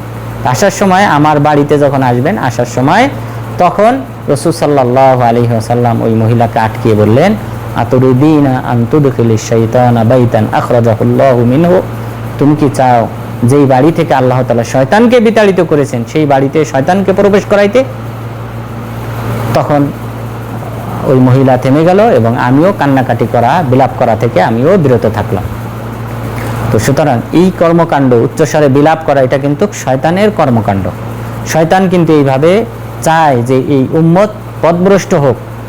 এই বিলাপ করার মাধ্যমে মৃত ব্যক্তিকে কেন্দ্র করে তারা যে বিলাপ করবে, উচ্চস্বরে কান্নাকাটি করবে, হাহুতাশ করবে, এইভাবে এই উম্মত পথভ্রষ্ট হোক, এটা কিন্তু শয়তান মন থেকে চায়। এটার সপক্ষে সবচেয়ে জোরালো যে দলিল, সেটা হলো আব্দুল্লাহ ইবনে আব্বাস রাদিয়াল্লাহু আনহু, তিনি বলেন যে ইবলিস সাহা ইবলিস রান্না রান্নাতান ইয়াউমা ফুতিহা মক্কা, মক্কা যেদিন বিজয় করা হয় তখন ইবলিস সজোরে চিৎকার করল। সজোরে চিৎকার করার পর ইজতামাত ইলাইহি জুনুদু, তার সকল সৈনিক তার আশেপাশে জমা হয়। জমা হওয়ার পর ইবলিস তাদেরকে পরামর্শ দিল যে এখন আমাদের কার্যক্রম কিভাবে চলবে। মক্কা বিজয় হয়ে গেছে, এখানে তো মূর্তির পূজা চলতো, শয়তানের পূজা চলতো, এটা তো এখন উঠে গেছে। তখন শয়তান তাদেরকে বলল যে ই আসু আন উম্মতে মুহাম্মাদিন আলা শিরক, যে উম্মতে মুহাম্মদ তারা কিন্তু আর শিরকে লিপ্ত হবে না, এই বিষয়ে তোমরা নিরাশ হয়ে যাও। ওয়ালাকিন ইফতুনুহুম ফি দীনিহিম ওয়া আফশু ফীহিমুন নাওহ, কিন্তু তোমরা তাদেরকে তাদের ধর্মের ব্যাপারে ফিতনায় লিপ্ত করো এবং পাশাপাশি তাদের মাঝে এই বিলাপ কান্নাকাটি করাটা তোমরা প্রসার ঘটাও। তো কান্নাকাটি করাটা প্রসার ঘটাও এই উম্মতের মধ্যে, তাহলেই তোমরা তাদেরকে পথভ্রষ্ট করতে পারবে। সেই দৃষ্টিকোণ থেকে আমরা বলবো ইবলিস সেই মক্কা বিজয় থেকে নিয়ে নবম অষ্টম হিজরি থেকে নিয়ে এখন পর্যন্ত বলা যায় সে এই বিষয়ে সফল হয়েছে, সম্পূর্ণরূপে সফল। শিয়াদের মতো এত বিশাল একটা সংখ্যক একটা উম্মত, তারা কিন্তু এই বিলাপ নিয়েই ব্যস্ত। তো সুতরাং এটা হলো শয়তানের একটা মিশন এবং শয়তান এই বিষয়ে সাকসেসফুল হয়েছে, পরিপূর্ণরূপে সে সফল হয়েছে। এবং এই যারা উচ্চস্বরে বিলাপ করবে, কান্নাকাটি করবে, তারা প্রকৃতপক্ষে দুনিয়াতে এবং আখিরাতে অভিশপ্ত। এই শিয়া সম্প্রদায় তারা অভিশপ্ত। এই সম্পর্কে রাসূল সাল্লাল্লাহু আলাইহি ওয়াসাল্লাম বলেন, সাউতান মালউনান ফিদ দুনিয়া ওয়াল আখিরা, দুটি আওয়াজ রয়েছে, এই দুটি আওয়াজ হলো দুনিয়াতে এবং পরকালে অভিশপ্ত, আল্লাহ তাআলার রহমত থেকে বিতাড়িত। প্রথমটা হলো মিজমারুন ইনদা ফারাহ, যে আনন্দের সময় যারা গান বাজনা করে, বাদ্যযন্ত্র বাজায়, এই আওয়াজটা, বাদ্যযন্ত্রের এই আওয়াজটা আনন্দের সময়, এটা হলো অভিশপ্ত। ওয়ারান্নাতুন ইনদা মুসিবা, এবং দ্বিতীয় আওয়াজটা হলো যে আওয়াজটা করা হয়, বিলাপ করা হয়, উচ্চস্বরে চিৎকার করা হয় বিপদের সময়, সেই আওয়াজটাও অভিশপ্ত দুনিয়াতে এবং পরকালে। সুতরাং শয়তানের এজেন্ডা বাস্তবায়ন হয়, পাশাপাশি এই আল্লাহ তাআলার রহমত থেকে এই সকল ব্যক্তিরা বিতাড়িত হয়, দূরে সরে যায়। এবং সেই দৃষ্টিকোণ থেকে শিয়ারা অবশ্যই আল্লাহ তাআলার রহমত থেকে দূরে সরে গেছে। এবং পাশাপাশি এই যে ব্যক্তি কান্নাকাটি করলো, তাদেরকেও কিন্তু কবরে শাস্তি দেওয়া হবে। মৃত ব্যক্তিকে যেমন শাস্তি দেওয়া হয়, ঠিক অনুরূপভাবে যিনি কান্নাকাটি করে তাকেও শাস্তি দেওয়া হয়। রাসূল সাল্লাল্লাহু আলাইহি ওয়াসাল্লাম বলেছেন, আমার উম্মত থেকে 4টি বিষয় দূর হবে না কখনো, এটা থাকবে। একটা হলো মৃত ব্যক্তির জন্য বিলাপ করা, ওয়ান নাইহাতু ইযা লাম তাতুব ক্বাবলা মাউতিহা, আর এই বিলাপকারিণী মহিলা, যে এখানে মহিলা শব্দ ব্যবহার করা হয়েছে কারণ তারাই কিন্তু বেশি বিলাপটা করে, তো সেই দৃষ্টিকোণ থেকে হাদিসে মহিলা শব্দ ব্যবহার করা হয়েছে। তবে পুরুষও যদি বিলাপ করে তাহলে সেও একই হুকুম। তো বলা হয়েছে যে এই বিলাপকারিণী নারী সে যদি তওবা না করে মারা যায়, কিয়ামত দিবসে তার শরীরে পোশাক পরানো থাকবে, সেটা হলো কতিরান, অর্থাৎ আলকাতরা মাখানো পোশাক পরিধান করানো হবে, অর্থাৎ দাহ্য পদার্থ বিশিষ্ট পোশাক তাকে পরিয়ে দেওয়া হবে, যেন সে এই জাহান্নামের শাস্তি আরও বেশি অনুভব করতে পারে। তাহলে এইভাবে তাকে কিন্তু কবরে শাস্তি দান করা হবে। এবং পাশাপাশি এই সকল ব্যক্তিদের, এই বিলাপকারীদেরকে বা বিশেষ করে শিয়াদেরকে এই দুনিয়াতে সবচেয়ে জঘন্যতম যে গালিটা দেওয়া সম্ভব সেই গালিটা দিতে বলা হয়েছে। অর্থাৎ তারা তো এক তো আল্লাহ তাআলার রহমত থেকে দূরে সরে গেছে, অভিশপ্ত। তো এই অভিশপ্ত ব্যক্তিকে সবচেয়ে জঘন্যতম গালি যেটা দেওয়া সম্ভব সেটাই রাসূল সাল্লাল্লাহু আলাইহি ওয়াসাল্লাম দিতে বলেছেন। উতাই ইবনু জামরা রাহিমাহুল্লাহ তিনি বলেন, আমি উবাই ইবনু কাব রাদিয়াল্লাহু আনহুর পাশে এক ব্যক্তিকে দেখলাম, তাআজ্জা বিআযাইল জাহিলিয়া ফাআযাহু ওয়া লাম ইয়াকুনিহি, যে এক ব্যক্তি উবাই বিন কাব রাদিয়াল্লাহু আনহুর সামনে সেই ব্যক্তি জাহিলি যুগের মতো বিলাপ করতেছে, উচ্চস্বরে কান্নাকাটি করতেছে, হাউমাউ করতেছে, অথবা জাহিলি যুগের মা বাবাদের যে প্রশংসার বাক্য রয়েছে, কবিতা রয়েছে, সেই সকল কবিতার মাধ্যমে তাদের প্রশংসা করতেছে, এইভাবে বিলাপ করতেছে। তো জাহিলি যুগের মতো বিলাপ করতে দেখে তখন উবাই বিন কাব রাদিয়াল্লাহু আনহু তাকে বললেন, তুমি তোমার লিঙ্গ চোষো। নাউযুবিল্লাহ। এই যে গালিটা, এটা গালি দিলেন। দেওয়ার পর আশেপাশে যারা ছিল তারা অবাক হলেন যে উবাই বিন কাব রাদিয়াল্লাহু আনহুর মতো ব্যক্তি তিনি কিভাবে এই শব্দটা বললেন, এইভাবে গালি দিলেন। তখন তিনি বললেন, তোমরা জেনে রেখো আমি রাসূল সাল্লাল্লাহু আলাইহি ওয়াসাল্লামকে বলতে শুনেছি, মান তাআজ্জা বিআযাইল জাহিলিয়া ফাআইযুহু ওয়া লা তাকনুহু, যে ব্যক্তি জাহিলি যুগের মতো বিলাপ করবে তোমরা তাকে স্পষ্ট ভাষায়, অর্থাৎ অস্পষ্ট ইঙ্গিত সূচক কোনো শব্দ ব্যবহার না করে স্পষ্ট ভাষায় তোমরা এই কথা বলো যে তুমি তোমার লিঙ্গ চোষো। নাউযুবিল্লাহ। তাহলে এই শিয়া সম্প্রদায় এই সবচেয়ে নিকৃষ্টতম গালির হকদার। রাসূল সাল্লাল্লাহু আলাইহি ওয়াসাল্লামের ভাষায় এই শিয়া সম্প্রদায় তারা কিন্তু সকলেই এই নিকৃষ্ট গালির হকদার, যেটা রাসূল সাল্লাল্লাহু আলাইহি ওয়াসাল্লাম থেকে সাব্যস্ত হয়েছে। পাশাপাশি তারা পরকালে শাস্তির সম্মুখীন হবে, দুনিয়াতেও তাদেরকে আল্লাহ তাআলার রহমত থেকে বিতাড়িত করা হয়েছে। সুতরাং তারা যে তাজিয়া করে সেই তাজিয়ার সাথে শরীয়তের যে তাজিয়া রয়েছে সেই তাজিয়ার মাঝে বিরাট পার্থক্য রয়েছে, কোনো মিল নেই। সুতরাং শিয়াদের এই তাজিয়া মিছিল মিটিং ইত্যাদি থেকে অবশ্যই আমাদেরকে দূরে থাকতে হবে। তো আল্লাহ তাআলা যেন আমাদের সবাইকে সেই তৌফিক দান করেন, আমিন। এরপর এই তাজিয়ার পরে এখন আমরা যদি ছোট একটা বিবেক দিয়ে চিন্তা করি, এই শিয়া সম্প্রদায় যে তাজিয়াটা করতেছে সেটা যদি আমরা একটু বিবেচনা করি তাহলে দেখব যে এটা আসলে মারাত্মক ভুল। হুসাইন রাদিয়াল্লাহু আনহু ধরে নিলাম তিনি শাহাদত বরণ করেছেন, আর হামজা রাদিয়াল্লাহু আনহু তিনিও শাহাদত বরণ করেছেন 3য় হিজরিতে। এবং হামজা রাদিয়াল্লাহু আনহু তিনি শাহাদত বরণ করার পর আল্লাহ রাসূল যতটা কষ্ট পেয়েছেন এত কষ্ট তিনি অন্য কোনো কিছুতেই পান নাই। তো হামজা রাদিয়াল্লাহু আনহু 3য় হিজরিতে শাহাদত বরণ করলেন। এবং যে ব্যক্তি হত্যা করেছিল ওয়াহশী ইবনে হারব তিনি যে হত্যা করেছিলেন তিনি 8ম হিজরির পরে ইসলাম গ্রহণ করেছেন। ইসলাম গ্রহণ করার পরও রাসূল সাল্লাল্লাহু আলাইহি সাল্লাম তাকে বলেছিলেন তুমি আমার সামনে আসবেন। তাহলে চিন্তা করেন 3য় হিজরিতে যে ব্যক্তিটি নিহত হলো সেই ব্যক্তির জন্য 8ম হিজরিতে যে ব্যক্তি ইসলাম গ্রহণ করেছে 5 বছর পরেও সেই কথা কিন্তু তিনি ভুলতে পারেন নাই এবং তাকে বললেন মুসলিম হওয়ার পরেও তুমি আমার সামনে আসবেন। এত দুঃখ কষ্ট পেয়েছেন। এবং পাশাপাশি শহীদদের সর্দার হলেন হামজা রাদিয়াল্লাহু আনহু। রাসূল সাল্লাল্লাহু আলাইহি ওয়াসাল্লাম বলেছেন সাইয়্যিদুশ শুহাদাই ইনদাল্লাহি আযজা ওয়া জাল্লা ইয়াউমাল কিয়ামা হামজা, শহীদদের সর্দার হলেন কিয়ামত দিবসে আল্লাহ তাআলার নিকট হামজা রাদিয়াল্লাহু আনহু। তো শহীদদের সর্দারের জন্য আল্লাহ রাসূল তিনি শাহাদত বরণ করার পরও আরও তিনি প্রায় 8 বছর জীবিত ছিলেন। এই 8 বছরে কোনো সময় বিলাপ করলেন না, কান্নাকাটি করলেন না। তিনি মাঝে মধ্যে উহুদে তিনি কবরে জিয়ারত করতেন এবং মৃত্যুর কয়েক মাস আগেও তিনি জিয়ারত করে এসেছিলেন। তো তিনি জিয়ারত করতেন, কিন্তু কোনো সময় এই যে কান্নাকাটি করা, বিলাপ করা, হাহুতাশ করা, মিছিল করা, এগুলো তিনি করেন নাই। এবং এটার পরে হামজা রাদিয়াল্লাহু আনহু নিহত হওয়ার পরে মাত্র 4 মাস পরেই 3য় হিজরি শাওয়াল মাসে এই উহুদ যুদ্ধ সংগঠিত হয়। এর 4 মাস পরে সফর মাসে, অর্থাৎ 4র্থ হিজরি সফর মাসে ঘটে আরও মর্মান্তিক ঘটনা। 70 জন সাহাবীকে, বীরে মাউনার নিকট 70 জন সাহাবীকে রেইল এবং জাকওয়ান নামক এই দুটি গোত্রের লোকজন তাদেরকে শাহাদত বরণ করে, তাদেরকে হত্যা করে ফেলে। এবং প্রত্যেকেই 70 জন আনসার সাহাবী প্রত্যেকেই ছিলেন কোরআনের হাফেজ। তখন তিনি যে কষ্টটা পেয়েছেন, তিনি 1 মাস যাবত এই 5 ওয়াক্ত সালাতের পরে, 5 ওয়াক্ত সালাতের শেষ রাকাতে রুকুতে যাওয়ার পূর্বে আবার কখনো সময় রুকু থেকে উঠে তিনি কিন্তু কি করতেন, এই দোয়ায়ে কুনুত করতেছিলেন। সর্বশেষ আল্লাহ তাআলা আয়াত অবতীর্ণ করলেন, লাইসা লাকা মিনাল আমরি শাই, যে যারা অপরাধী এদেরকে আমি হিদায়াতও দিতে পারি, পথভ্রষ্ট করতে পারি, এটা আপনার কিছু না, আপনার কিছু আসে যায় না।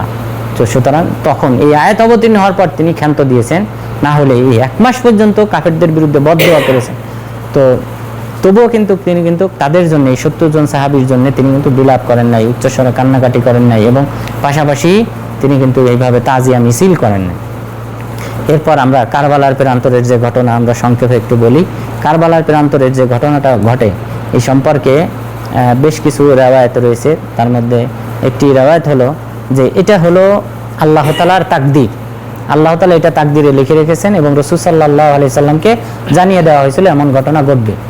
উম্মে সালামা রাদিয়াল্লাহু আনহা অথবা আয়েশা রাদিয়াল্লাহু আনহা থেকে বর্ণিত, তিনি বলেন রাসূল সাল্লাল্লাহু আলাইহি ওয়াসাল্লাম বলেন, ইন্নাহু কদ দাখালা আলাইয়া মালাকুন লাম ইয়াদখুল আলাইয়া ক্বাবল, আজকে আমার বাড়িতে এমন একজন ফেরেশতা প্রবেশ করেছেন যিনি ইতিপূর্বে আর কখনো আসেন। তাহলে এই সংবাদটা যিনি দিয়েছেন তিনি কিন্তু জিবরিল আলাইহিস সালাম না, অন্য কোনো একজন বিশেষ ফেরেশতা। তিনি এসেছেন, আসার পরে বললেন, ইন্না ইবনাকা হাদা হুসাইন মাকতুল, আপনার এই সন্তান হুসাইন তিনি নিহত হবেন। আর আপনি যদি চান আমি তাহলে তিনি যে স্থানে নিহত হবেন সেই স্থানে মাটি দেখাতে পারি। তারপরে তিনি কারবালার লাল মাটি তাকে দেখিয়েছিলেন। তাহলে হুসাইন রাদিয়াল্লাহু আনহু শাহাদত বরণ করবেন, এটার ভবিষ্যৎবাণী রাসূল সাল্লাল্লাহু আলাইহি ওয়াসাল্লামকে আল্লাহ তাআলা বিশেষ একজন ফেরেশতার মাধ্যমে জানিয়ে দিয়েছিলেন। তো এটা আল্লাহ তাআলা তাকদীরে লিখে রেখেছেন, সেটাই ঘটেছে। এখন ঘটার পিছনে যে সকল কারণ ছিল তার মধ্যে অন্যতম হলো যে কুফাবাসী তারা কিন্তু হাসান রাদিয়াল্লাহু আনহু তিনি 41 হিজরিতে খেলাফত ছেড়ে দিয়ে, মুআবিয়া রাদিয়াল্লাহু আনহু ছেড়ে দিয়ে তিনি মদিনায় চলে আসেন। মদিনায় আসার পরও কুফাবাসী কিন্তু উস্কানি দিত, তারা তার কাছে চিঠি লিখত। ইয়াজিদ ইবনুল আসম রাহিমাহুল্লাহ তিনি বলেন যে আমি একদা হাসান রাদিয়াল্লাহু আনহুর সাথে ছিলাম, সাথে থাকার পর আমি দেখলাম ইজবারাতুম মিন কুতুব, একটা চিঠির বিশাল একটা বান্ডিল, চিঠির একটা বিশাল একটা বান্ডিল ওনার কাছে দেওয়া হয়েছে।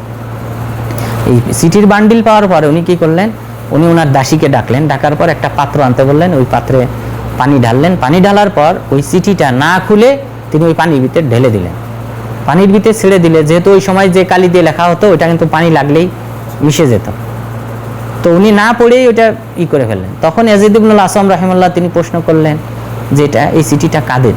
তখন তিনি বললেন কুফাবাসী। তবে জেনে রেখো, আমি আমার উপর আশঙ্কা করি না যে কুফাবাসী আমাকে ধোঁকাগ্রস্ত করে আমাকে খলিফা বানানোর আশ্বাস দিয়ে কুফায় নেবে, এটা আমি নিজের উপর কখনোই মনে করি না, কিন্তু আমি আশঙ্কা করি।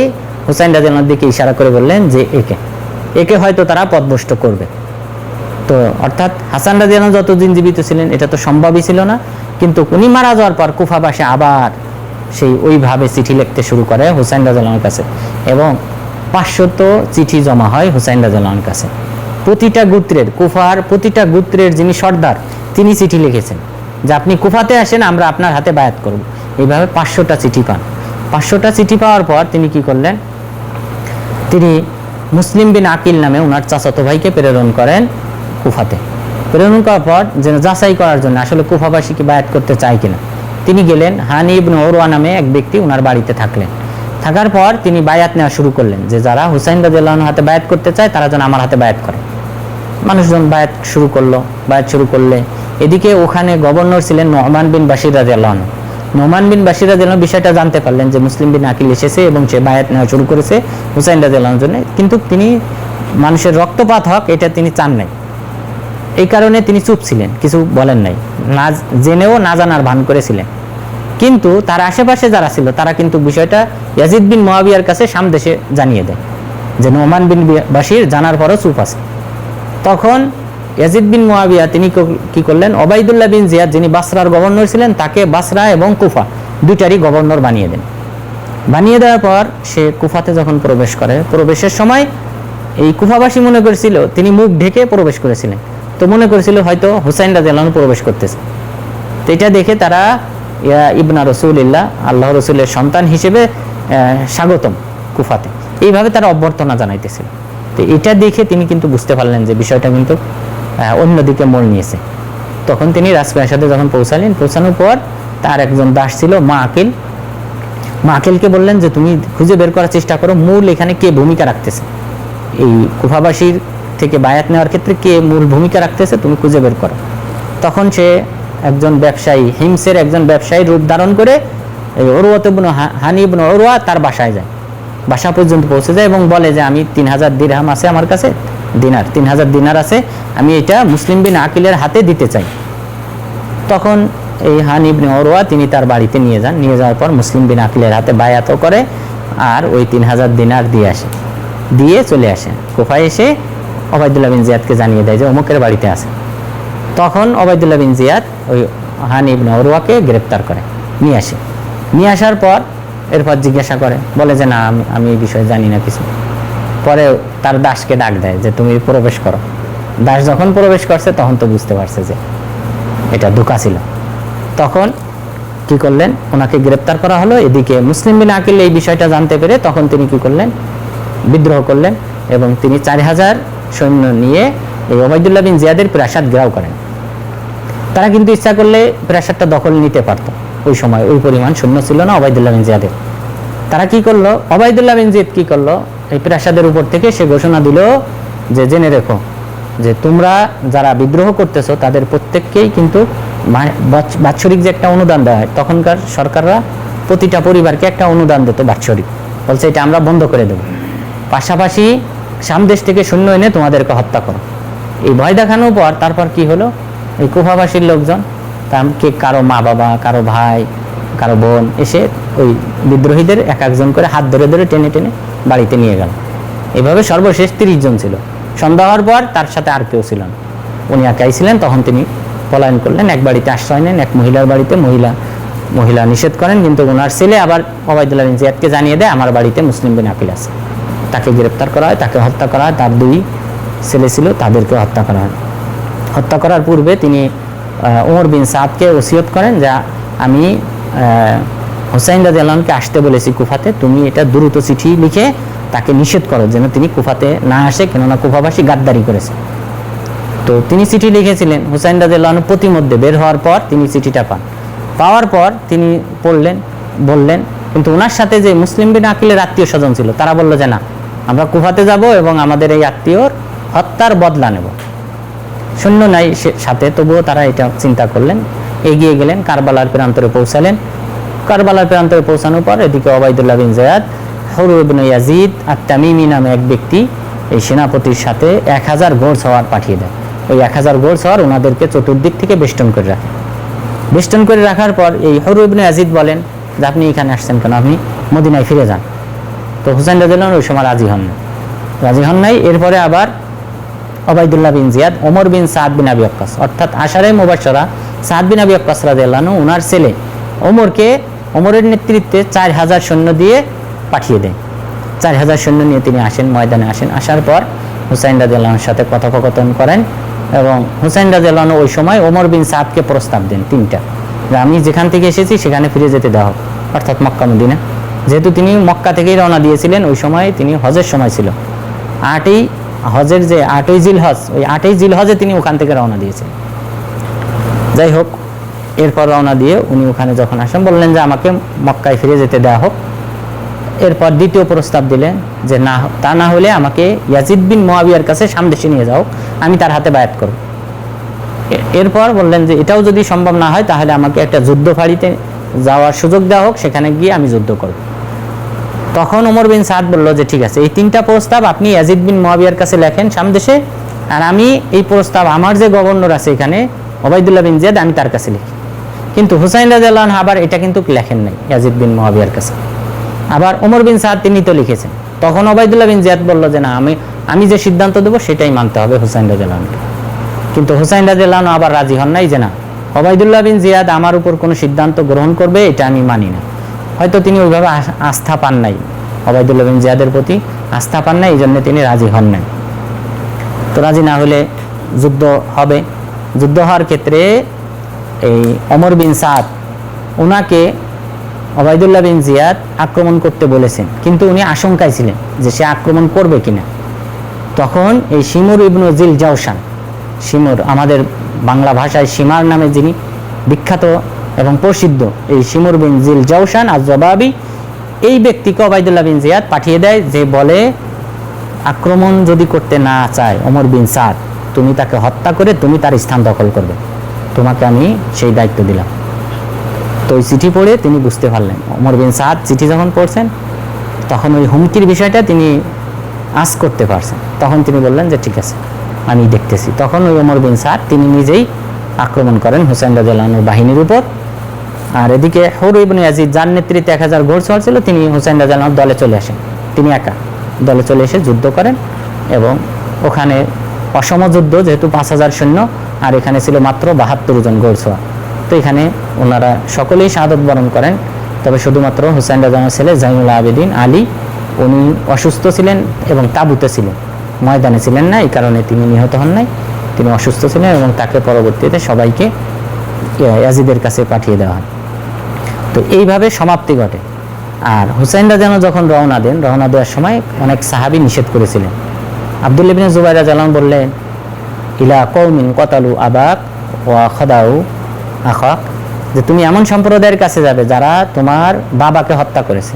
মুরাদ গোত্রের লোক সেই ব্যক্তি হত্যা করেছিল আলী রাদিয়াল্লাহু আনহুকে, এবং তোমার ভাইকে আঘাত করেছে। অর্থাৎ মুআবিয়া রাদিয়াল্লাহু আনহু যখন ইরাকে আক্রমণ করার জন্য আসেন, তখন এই কুফাবাসী গাদ্দারি করে হাসান রাদিয়াল্লাহু আনহু তাঁবুতে ঢুকে ওনার উরুতে ওনাকে উরু দিয়ে বর্ষা দিয়ে তাকে বিদ্ধ করে, উরুতে আঘাত করে তাকে বর্ষা দিয়ে বিদ্ধ করে তাদের টার্গেট ছিল হাসান রাদিয়াল্লাহু আনহুকে গ্রেপ্তার করে মুআবিয়া রাদিয়াল্লাহু আনহুর হাতে হস্তান্তর করবে।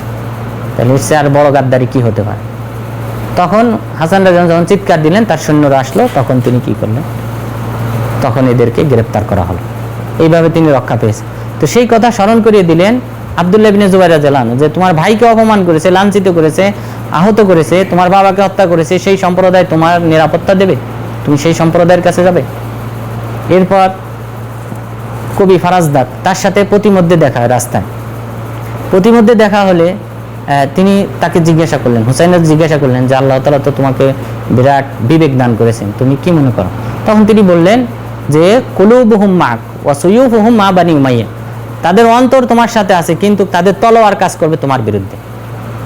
এবং তাই তো ঘটলো। যখন এই কারবালার প্রান্তরে যখন তিনি পৌঁছালেন, এই যে হুর বিন ইয়াজিদের নেতৃত্বে 1000 ঘোড়সওয়ার এবং ওমর বিন সাদের নেতৃত্বে 4000 সৈন্য, এই সৈন্যদের মাঝে ওই যে যারা চিঠি লিখেছিল, প্রত্যেক গোত্রের সর্দাররা যারা চিঠি লিখেছিল, প্রত্যেকেই এখানে ছিল, এই সৈন্যবাহিনীতে ছিল।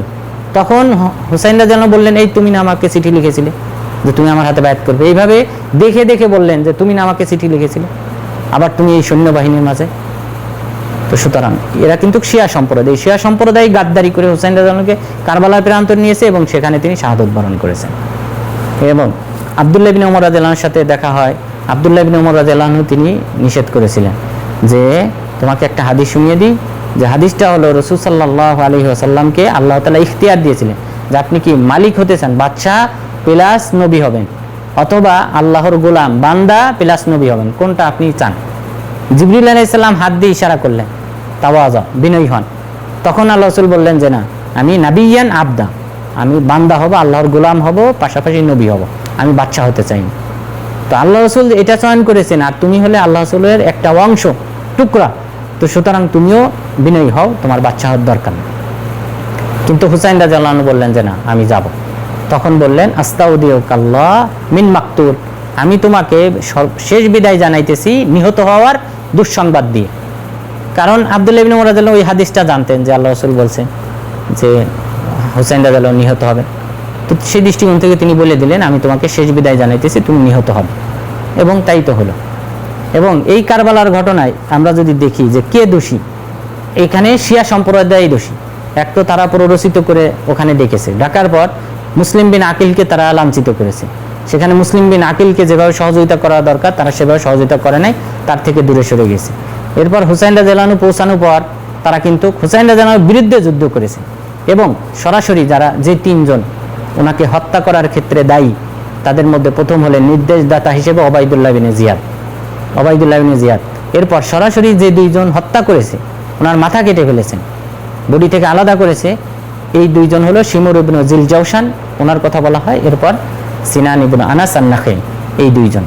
এই যে তিনজনের নাম বললাম, এই তিনজনই সিফিন যুদ্ধে আলী রাদিয়াল্লাহু আনহুর পক্ষে যুদ্ধ করেছিল, মুয়াবিয়া রাদিয়াল্লাহু আনহুর বিপক্ষে। অর্থাৎ এরা তিনজনই কিন্তু শিয়া সম্প্রদায়ের লোক। তো এই হত্যাকারীও শিয়া সম্প্রদায়, প্ররোচনাকারীও শিয়া সম্প্রদায়। সুতরাং এই শিয়া সম্প্রদায় হলো গাদ্দার জাতি এবং তাদের কারণেই হুসাইন রাদিয়াল্লাহু আনহু নিহত হয়েছেন। এখন আমাদের গুরুত্বপূর্ণ যে পয়েন্ট, যে ইয়াজিদ বিন মুয়াবিয়ার ভূমিকা কী ছিল এখানে। ইয়াজিদ বিন মুয়াবিয়া তিনি কতটা দোষী? ইয়াজিদ বিন মুয়াবিয়া তিনি কিন্তু হত্যা করার নির্দেশ দেন নাই। হত্যাকাণ্ড যেটা ঘটেছে সেটা ওবায়দুল্লাহ বিন জিয়াদের নেতৃত্বে। এবং ওবায়দুল্লাহ বিন জিয়াদ সে কিন্তু আবু সুফিয়ান হলো মুয়াবিয়া রাদিয়াল্লাহু আনহুর বাবার নাম। তো ওই আবু সুফিয়ানেরই ছেলে হলো জিয়াদ ইবনে ওবায়দুল্লাহ। তো জিয়াদ সে হলো আবু সুফিয়ানের ছেলে, অর্থাৎ ওই যে জাহিলি যুগে যে একটা জারজ সন্তানের ব্যবস্থা ছিল, মানে পতাকা টানিয়ে ব্যভিচার করতো, ওই মহিলা যার দিকে নিসবত করতো তারই সন্তান হিসেবে গণ্য হতো। তো সেই দৃষ্টিকোণ থেকে ওইভাবে উনি আবু সুফিয়ানের ছেলে, আর তার ছেলে হলো ওবায়দুল্লাহ। তো এখানে ইয়াজিদ কিন্তু আর ওবায়দুল্লাহ তারা কিন্তু প্রায় সমবয়সী। এই ক্ষেত্রে তারা সেও 35 বছর বয়সে, আর ওবায়দুল্লাহ বিন জিয়াদেরও কাছাকাছি। তো সুতরাং এখানে সে কিন্তু ইয়াজিদ বিন মুয়াবিয়ার কমান্ড মানত না, সে নিজের নিকটাত্মীয়তার সুযোগ নিয়ে সে কিন্তু তার কমান্ড যথাযথভাবে পালন করতো না। তো সেই শক্তি দেখিয়ে কিন্তু সে কিন্তু হুসাইন রাদিয়াল্লাহু আনহুর মতো ব্যক্তিকে কিন্তু হত্যা করতে সে একটুও দ্বিধা করে নাই। অথচ এটা কিন্তু বিরাট ঘটনা যে হুসাইন রাদিয়াল্লাহু আনহু ব্যক্তিকে হত্যা করাটা। তো সে কিন্তু সেই কাজটা সম্পন্ন করেছে। করার পর এই মাথা কেটে কিন্তু ওবায়দুল্লাহ বিন জিয়াদের কাছে পেশ করা হয়েছে। পেশ করার পর সে কিন্তু বর্ষা দিয়ে মুখে আঘাত করতেছিল। আনাস বিন মালিক রাদিয়াল্লাহু আনহু ওই দরবারে ছিলেন। তিনি বললেন এটা হলো সেই চেহারা, যেই চেহারাটা হলো সবচেয়ে বেশি রাসূল সাল্লাল্লাহু আলাইহি সাল্লামের চেহারার সাথে মিল রয়েছে। এই জায়গায় আমি দেখেছি রাসূল সাল্লাল্লাহু আলাইহি সাল্লাম চুম্বন করেছেন, আর সেই জায়গায় তুমি বর্ষা দিয়ে আঘাত করতেছো। এরপর এই ঘটনা যখন পৌঁছায় ইয়াজিদ বিন মুয়াবিয়ার কাছে, ইবনে কাসির রাহিমাহুল্লাহ বলেছেন জারাফাত আইনা, এই ইয়াজিদ বিন মুয়াবিয়ার দুই চক্ষু দিয়ে অশ্রু ঝরল। অশ্রু ঝরার পর তিনি বললেন লানাল্লাহু ইবনু মিরজানা, আল্লাহ তাআলার অভিশাপ ইবনু মিরজানার উপর, অর্থাৎ ওবায়দুল্লাহ বিন জিয়াদের মায়ের নাম, তার ছেলে, তাহলে ইবনে মিরজান ওবায়দুল্লাহ বিন জিয়াদের উপর আল্লাহ তাআলার অভিশাপ। এবং তিনি বললেন যে কুফাবাসী যদি আমার হাতে শুধু বায়াত করতো এটাই আমার জন্য যথেষ্ট ছিল, আর হুসাইন রাদিয়াল্লাহু আনহুকে হত্যা করার কোনো প্রয়োজন ছিল না। রাহিমাল্লাহু হুসাইন, আল্লাহ তাআলা রহমত বর্ষণ করুক হুসাইন রাদিয়াল্লাহু আনহুর উপর। এটা ছিল হলো ইয়াজিদ বিন মুয়াবিয়ার ভূমিকা। তবে এখানে ইয়াজিদ বিন মুয়াবিয়াকেও দোষী সাব্যস্ত করা যায়, যেহেতু এদের বিচার করেন নাই। এই যে তিনজন অথবা এই যে হত্যাকাণ্ডের সাথে যারা জড়িত, উচিত ছিল এদেরকে বিচারের আওতায় আনা এবং এদেরকে হত্যা করা, হত্যার বদলে এদেরকে হত্যা করা অন্যায়ভাবে। যেহেতু তিনি বলতেছেন আমি বায়াত করব, ইয়াজিদ বিন মুয়াবিয়ার কাছে নিয়ে যাও, আমি সেখানে বায়াত করব, সুতরাং এখানে তো আর হত্যাকাণ্ড ঘটার মতো কোনো পরিস্থিতি হওয়ার কোনো সুযোগই নেই। এবং এই কারণেই হরুবেন ইয়াজিদ তিনি বললেন যে এটা যদি দাইলাম, এই রোম, পারস্য, তুরস্ক, এরা তো সেই সময় কাফের ছিল, বললো এরা যদি এই প্রস্তাব দিত তাহলেও তো আমরা মানতাম। তো এখন হুসাইন রাদিয়াল্লাহু আনহু রাসূলুল্লাহ সাল্লাল্লাহু আলাইহি ওয়াসাল্লামের ছেলে প্রস্তাব দিয়েছে, আমরা সেটা মানি না। তখন তিনি কি করলেন, ওই দল ছেড়ে এসে হুসাইন রাদিয়াল্লাহু আনহুর পক্ষ নিয়ে তিনি যুদ্ধ করেছিলেন। তো তাহলে এটা ছিল। এখন ইয়াজিদ বিন মুয়াবিয়ার ক্ষেত্রে আরও কিছু বিষয় আমাদের বলা উচিত, সেটা হলো যে তাকে তার জন্য আমরা প্রকাশ্যে মানুষের সামনে বা মিডিয়াতে আমরা দোয়াও করব না, আবার তাকে আমরা তিরস্কারও করব না, আবার তার জন্য দোয়াও করব না। এটাই হলো সালাফদের ভূমিকা ছিল ইয়াজিদ বিন মুয়াবিয়ার ক্ষেত্রে। কেননা ইয়াজিদ বিন মুআবিয়ার ক্ষেত্রে কিছু ফজিলতের হাদিস আসছে, সেটা হলো আউয়ালু জাইশিন ইয়াগুজু মিন উম্মতি আল বাহার কদ আউজাব, আমার উম্মতের মধ্য থেকে যারা প্রথম সমুদ্র পথে যুদ্ধ করবে তারা জান্নাতকে আবশ্যক করে নিয়েছে। আর সেটা ছিল 27 হিজরিতে কুবরুস যুদ্ধ, যেই যুদ্ধটার নেতৃত্ব দিয়েছিলেন মুআবিয়া ইবনে আবি সুফিয়ান রাদিয়াল্লাহু আনহু, তিনি ওখান শাম দেশের গভর্নর ছিলেন। এরপরে রাসূল সাল্লাল্লাহু আলাইহি সাল্লাম বললেন ওয়া আউয়ালু জাইশিন ইয়াগজু মাদিনাতা কাইসার মাগফুরুন লাহুম, এবং আমার উম্মতের মধ্য থেকে যেই দলটি প্রথম কাইসার তথা রোমদের যে শহর, রোমদের যে শহর কুস্তুনতিনিয়া, এই শহরটা যারা প্রথম আক্রমণ করবে তাদেরকে ক্ষমা করে দেওয়া হবে। তো সেই যুদ্ধের আমির ছিলেন ইয়াজিদ বিন মুআবিয়া। এটাও সহিহ বুখারীতে উল্লেখ হয়েছে। আবু আইয়ুব আল আনসারী রাদিয়াল্লাহু আনহু তিনি বলেছেন যে আমরা রোমে ছিলাম, ওয়া ইয়াজিদ ইবনে মুআবিয়া আমিরুন আলাইনা, যে আমরা রোমের বিরুদ্ধে যে যুদ্ধ করেছিলাম ওই যুদ্ধের আমাদের আমির ছিল ইয়াজিদ বিন মুআবিয়া। তো এই হাদিস থেকে মুহাল্লাব রাহিমাহুল্লাহ তিনি বলেছেন যে এই হাদিসে মুআবিয়া রাদিয়াল্লাহু আনহুরও ফজিলত উল্লেখ করা হয়েছে, পাশাপাশি তার ছেলে ইয়াজিদেরও ফজিলত উল্লেখ করা হয়েছে। তো সুতরাং যদি তার পক্ষ থেকে যে ভুল ত্রুটিটা হয়েছে, যে বিচারের আওতায় আনেন নাই, তো এটা হয়তো আল্লাহ তাআলা ক্ষমা করে দিবেন, যেহেতু তিনি ওই যুদ্ধটায় অংশগ্রহণ করেছিলেন এবং ওই যুদ্ধের আমির ছিলেন। তো সুতরাং আমরা তাকে অভিশাপও দেব না, আবার তার জন্য প্রকাশ্যে দোয়াও করব, কারণ সে কিন্তু মদিনায় 63 হিজরিতে যে ইয়াউমুল হাররা হয়, এই মদিনাবাসীর উপর আক্রমণ করেছিল 63 হিজরিতে। তো সুতরাং এখানে কিন্তু সাহাবী এবং সাহাবাদের ছেলেদেরকে হত্যা করা হয়েছে এবং প্রচুর মানুষকে হত্যা করা হয় এখানে মদিনাতে। সুতরাং সেই দৃষ্টিকোণ থেকে তার যেমন খারাপ আমলও আছে, সুতরাং এবং এই যুদ্ধে যে অংশগ্রহণ করেছিল ভালো আমলও আছে। সুতরাং সেই দৃষ্টিকোণ থেকে এটাই হলো সালাফদের মানহাজ, যে প্রকাশ্যে তার জন্য দোয়া করা যাবে না এবং পাশাপাশি তার দুর্নামও রটানো যাবে না। এবং বিশেষ করে সুফি সম্প্রদায় এবং অন্যান্যরা যারা তাকে কাফের মনে করে, অবশ্যই এটার বিরোধিতা আমাদেরকে করতেই হবে, কেননা তিনি কাফের না, তিনি মুসলিম এবং তিনি একজন সাহাবীর ঘরে তিনি লালিত পালিত হয়েছেন, বড় হয়েছেন। মুআবিয়া রাদিয়াল্লাহু আনহু তিনি তাকে লালন পালন করেছেন। সুতরাং তাকে কাফের হিসেবে কোনোভাবে আখ্যায়িত করা যাবে না, এটা সম্পূর্ণ ভুল এবং এটার বিরুদ্ধে আমাদেরকে কথা বলতে হবে, কেননা রাসূল সাল্লাল্লাহু আলাইহি ওয়াসাল্লাম বলেছেন মান রাদ্দা আন ইরদি আখিহি রাদ্দাল্লাহু ওয়াজহাহু আনিন নার ইয়াউমাল কিয়ামা, যদি কোনো ব্যক্তি কোনো বান্দার কোনো মুসলিম ভাইয়ের মান সম্মানের হেফাজত করে তাহলে আল্লাহ তাআলা তার চেহারাকে জাহান্নাম থেকে কিয়ামত দিবসে হেফাজত করবেন। তো সেই দৃষ্টিকোণ থেকে আমরা ইয়াজিদ বিন মুআবিয়ার ক্ষেত্রে কাফের, মুনাফিক ইত্যাদি যে সকল শব্দ ব্যবহার করা, এগুলার আমরা ঘোর বিরোধী এবং পাশাপাশি আমরা তার প্রকাশ্যে কোনো প্রশংসাও করি না, যেহেতু তার কিছু খারাপ আমলও রয়েছে এবং কিছু শুভ সংবাদও তার কিছু রয়েছে। তো সেই দৃষ্টিকোণ থেকে তাহলে আমরা আজকের আলোচনায় যে গুরুত্বপূর্ণ পয়েন্ট জানলাম, যে এই যে কারবালার বিশাল ঘটনা এবং পাশাপাশি এই তাজিয়া মিছিল যেটা করা হয়, শিয়ারা যেটা করে থাকে, এগুলি আসলে কোনো ক্রমেই জায়েজ নেই, বরং শিয়ারা তারা নিজেরাই হুসাইন রাদিয়াল্লাহু আনহুকে হত্যা করেছে এবং তারা নিজেরাই হত্যা করে এখন হাহুতাশ করে। সুতরাং এটা হলো বড় পরিতাপের বিষয়, এটা শরীয়ত সম্মত নয়, শরীয়ত বিরোধী। সুতরাং এটা আমাদেরকে বর্জন করতে হবে। পাশাপাশি আগামীকালকে 9 তারিখের মুহররমের সিয়াম আমরা পালন করার চেষ্টা করব এবং পাশাপাশি 10 তারিখের বৃহস্পতিবারের সিয়াম পালন করার চেষ্টা করব এবং বাংলাদেশে যারা রয়েছেন তারা শুক্রবারে মুহররমের 10 তারিখে সিয়াম পালন করবেন এবং পূর্বে একদিন অথবা পরে একদিন, এইভাবে মিল করে আপনারা সিয়াম পালন করবেন। তো আল্লাহ তাআলা যেন আমাদেরকে এই সিয়াম পালন করার মাধ্যমে আল্লাহ তাআলার নৈকট্য অর্জন করার তৌফিক দান করেন, বিদআত বর্জন করার মাধ্যমে আল্লাহ তাআলার ভালোবাসা এবং নৈকট্য অর্জন করার তৌফিক দান করেন এবং জান্নাতুল ফিরদাউসে যাওয়ার তৌফিক দান করেন। আমিন। ওয়া সাল্লাল্লাহু আলা নাবিয়্যিনা মুহাম্মদ ওয়া আলা আলিহি ওয়া সাহবিহি আজমাইন।